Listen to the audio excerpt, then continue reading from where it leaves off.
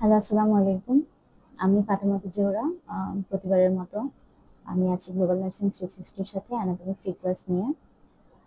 আমি তোমাদের গত ২ টা ক্লাসে স্কেলেটাল সিস্টেমের ২ টা পার্ট মোস্ট ইম্পোর্টেন্ট পার্ট যেগুলো সেগুলো সম্পূর্ণভাবে শেষ করে দিয়েছি। আশা করি তোমরা ভালোভাবে প্র্যাকটিস করেছো। গত ক্লাস যেটা ছিল মোস্ট ইম্পর্টেন্ট ২০৬টা বোন।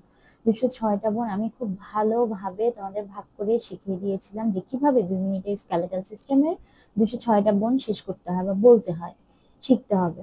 তো আশা করি যদি তোমরা প্র্যাকটিস করে থাকো তাহলে তোমরা অবশ্যই পারবে। তো আজকে আমরা আলোচনা করব হচ্ছে স্কেলেটাল সিস্টেমের বোন এবং জয়েন্ট নিয়ে। বলতে পারো আমি গত ক্লাসে বলেছিলাম যে স্কেলেটাল সিস্টেম যেহেতু তাহলে বোনের ডেফিনেশন ফাংশন এগুলো আগে না পড়ে আমি কেন ২০৬টা বোন আগে শিখিয়েছি। ওটা আমি তোমাদেরকে গত ক্লাসে একবার বলেছি অলরেডি যে যদি আমরা ২০৬টা বোনের নাম জানি তাহলে এই যে আমাদের বোনের যে ক্লাসিফিকেশনটা আমরা পাবো, ক্লাসিফিকেশনটা আমরা ইজিলি মুখস্থ করতে পারবো। আর যদি তার আগেই আমরা হচ্ছে বোন শিখে ফেলতাম তাহলে কিন্তু আমরা যে নতুন নতুন ওয়ার্ড গুলো থাকতো এগুলো হচ্ছে আমাদের জন্য একদম নতুন হয়ে যেত। আমরা বনগুলোর নাম না জেনে আমরা বনগুলাকে ভাগ করতে পারতাম না। আগে ভাগ করে আমরা নামগুলো সব শিখে ফেলেছি, এখন আমরা বুঝতে পারবো কোনটা কি বন হতে পারে, কোনটা লং বন হতে পারে, কোনটা শর্ট বন হতে পারে। ক্লাসিফিকেশনটা আমরা ইজিলি ধরতে পারবো এবার। তো চলো শুরু করি।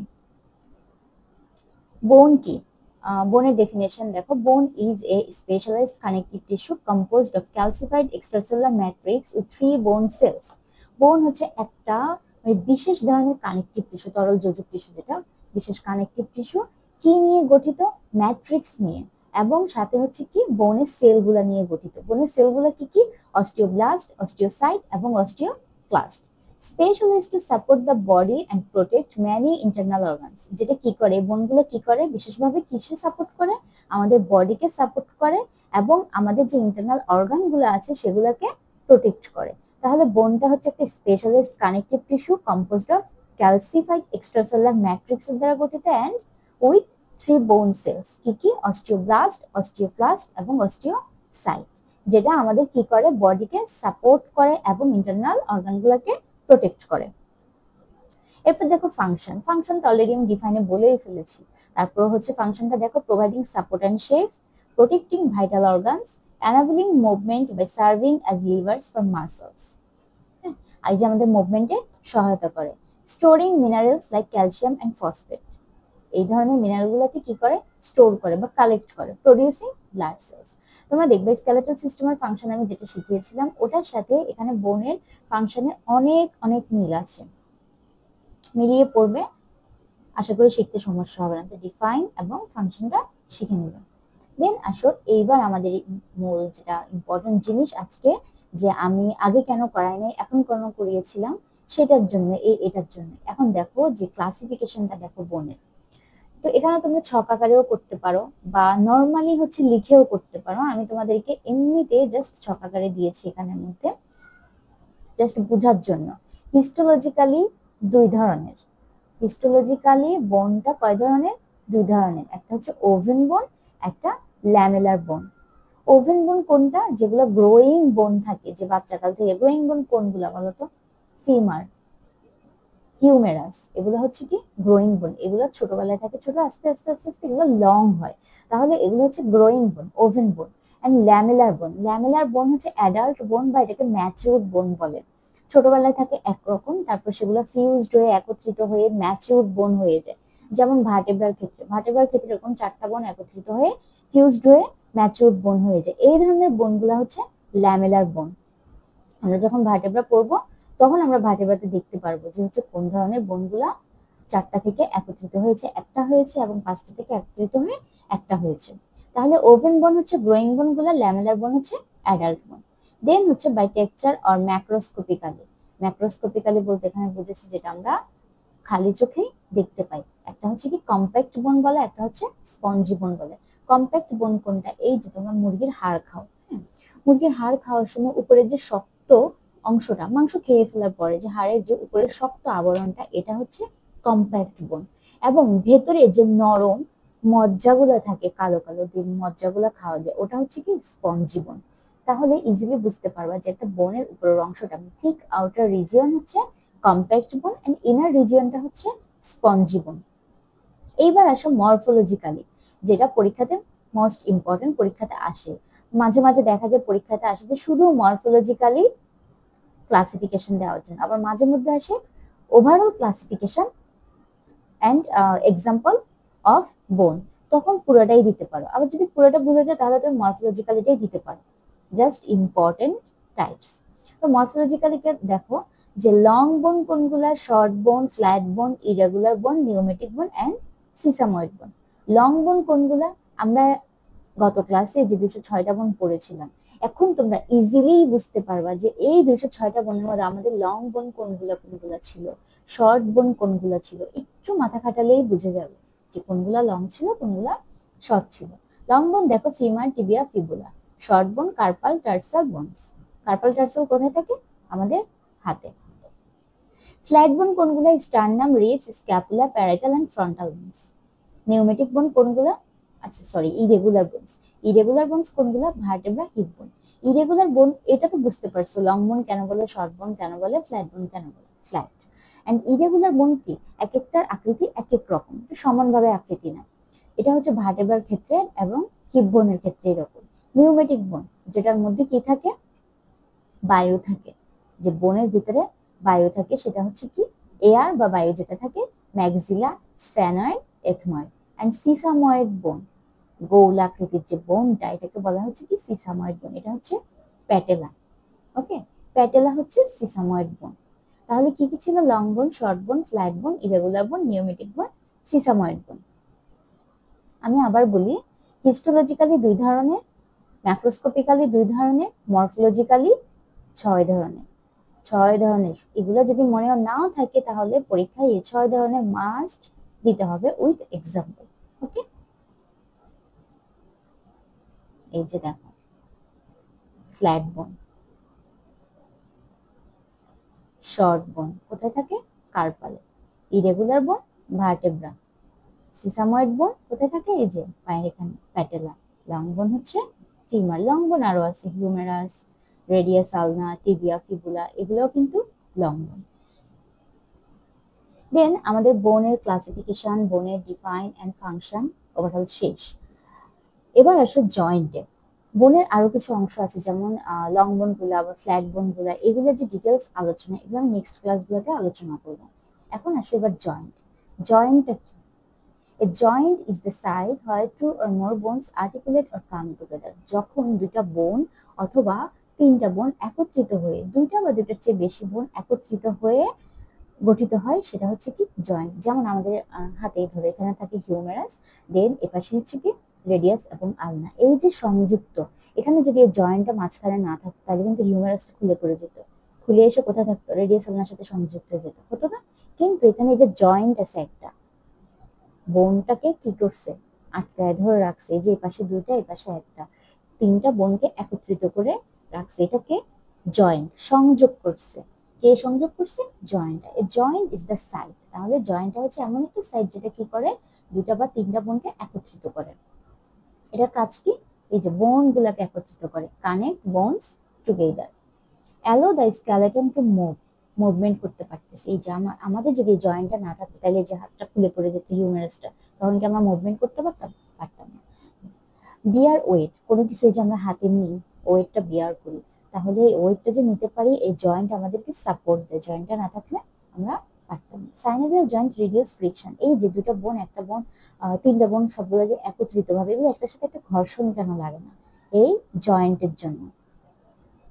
এক ধরনের জয়েন্ট যেটা হচ্ছে সাইনোভিয়াল জয়েন্ট, আমরা জানবো একটু পরে সাইনোভিয়াল জয়েন্টটা কি। এই জয়েন্টটা হচ্ছে কি করে? ফ্রিকশনটাকে কমায়। তাহলে এদের কাজ কি? Connects bones together, allow the skeleton to move, bear weight and synovial joint reduce function. জয়েন্টের ডিফাইন এন্ড ফাংশন করে নিবা। এবার এসে টাইপস অফ জয়েন্টের। জয়েন্টের টাইপসটা কি কি? যে যেখান থেকে পড়তে পারো, কোনো সমস্যা নাই। যদি কেউ মন চায় যে এক্সাম্পল পড়বে, এক্সাম্পলও পড়তে পারো। তো জয়েন্ট সাধারণত 2 ধরনের, একটা স্ট্রাকচারাল, একটা ফাংশনাল। স্ট্রাকচারালের মধ্যে দেখো fibrous joint, cartilaginous joint, synovial joint. 3 ধরনের, মানে তার কাঠামো অনুযায়ী, আকৃতি অনুযায়ী 3 ধরনের, fibrous, cartilaginous and synovial joint.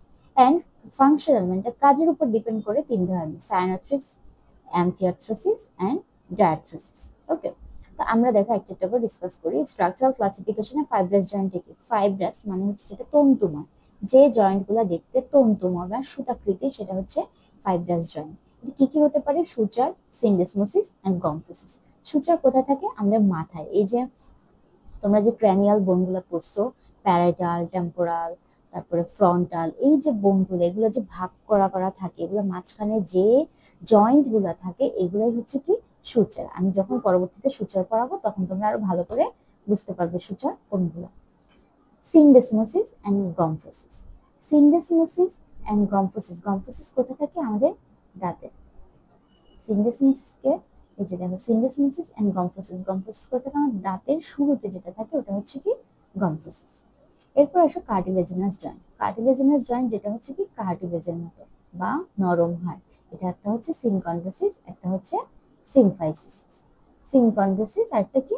Symphysis. এটাকে সিনকন্ড্রোসিসটাকে প্রাইমারি কার্টিলেজিনাসও বলে, আর সিমফাইসিসকে সেকেন্ডারি কার্টিলেজিনাসিস বলে। সিমফাইসিস কোথায় থাকে? যখন দুটা বোন একত্রিত হয়, ওই একত্রিত হয়ে যাওয়ার অংশটাকে বলা হচ্ছে সিমফাইসিস। যেটা বোন একত্রিত হয়ে যে জয়েন্টটা থাকে মাঝখানে, ওটা হচ্ছে সিমফাইসিস। এরপরে আসো সাইনোভিয়াল জয়েন্ট। সাইনোভিয়াল জয়েন্ট কোনটা? দেখো, সাইনোভিয়াল জয়েন্টে এটা হচ্ছে সবগুলো আকৃতি অনুযায়ী ভাগ করছে। Pivot, hinge, saddle, ellipsoidal, ball and socket. এগুলো হচ্ছে সবগুলো আকৃতি। এই আকৃতিগুলো আমি একটু, হ্যাঁ, এই আকৃতিগুলো আমি একটু পরেই দেখাবো, যেটা কোনটা কোন ধরনের আকৃতিতে হতে পারে, সাইনোভিয়াল জয়েন্ট কোনগুলোকে বলে, কোথায় কোথায় থাকে। ওকে, ততটুকু পর্যন্ত। এবার দেখো ফাংশনাল ক্লাসিফিকেশন, সাইনোথ্রেসিস, অ্যাম্পিয়াথ্রেসিস এন্ড ডায়াথ্রেসিস।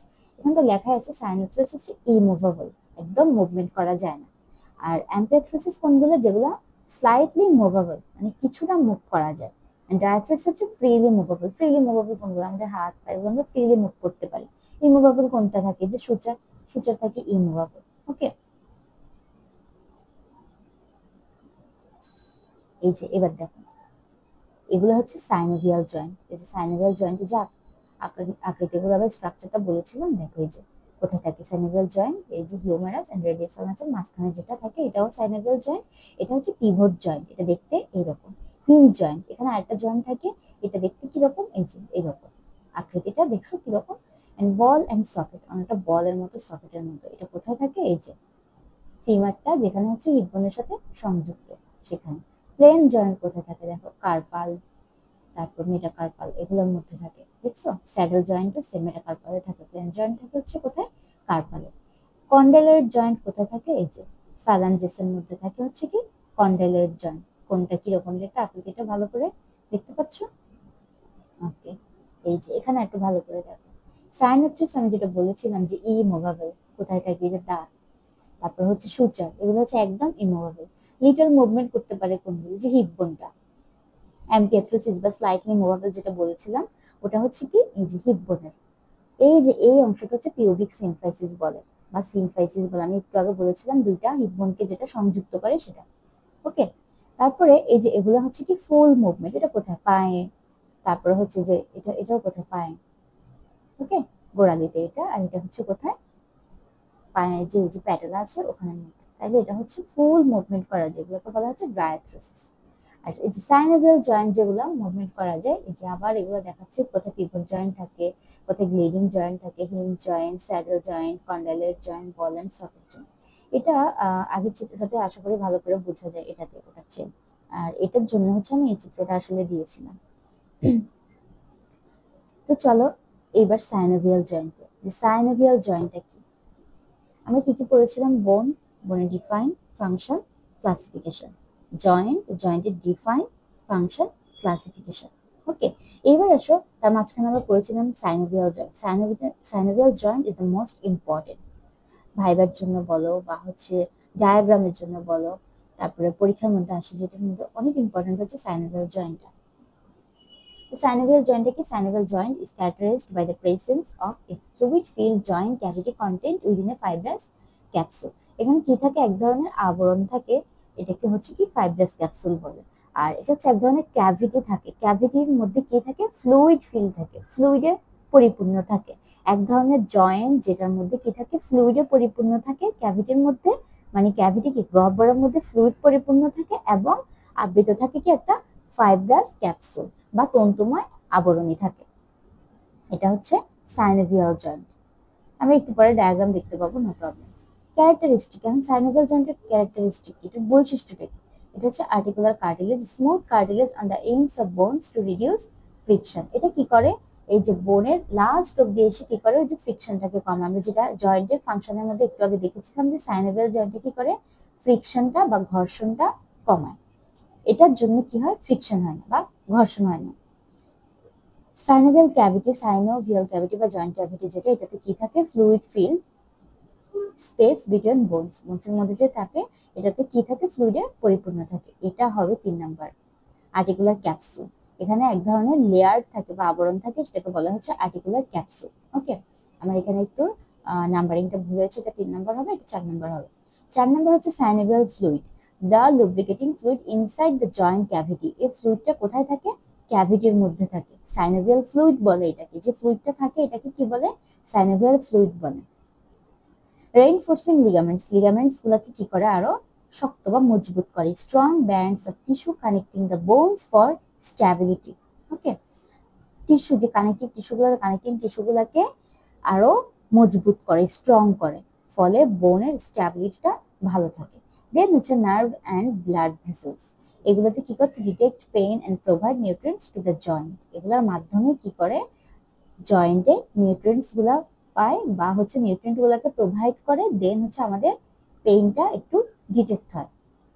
ওকে, তাহলে এখানে টোটাল হবে 6টা, আমার এখানে 5টা হয়েছে, একটা যেটা হবে 3 নাম্বার, 4 নাম্বার, 5 নাম্বার, 6 নাম্বার। ওকে, ক্যারেক্টারিস্টিক গুলো পড়ে নিবা। দেন এইবার আসো এই যে চিত্রটার মধ্যে ডায়াগ্রাম, যেটা মোস্ট ইম্পর্টেন্ট একটা ডায়াগ্রাম, পরীক্ষাতে আসেই আসে। এই যে উপরে যে আবরণ, এটা হচ্ছে লিগামেন্ট, তারপরে হচ্ছে এর পরেটা হচ্ছে কি, জয়েন্ট ক্যাপসুল। এই যে 2 লেয়ার যেটা থাকে, যে জয়েন্ট ক্যাপসুল বলছিলাম আমি একটু আগে।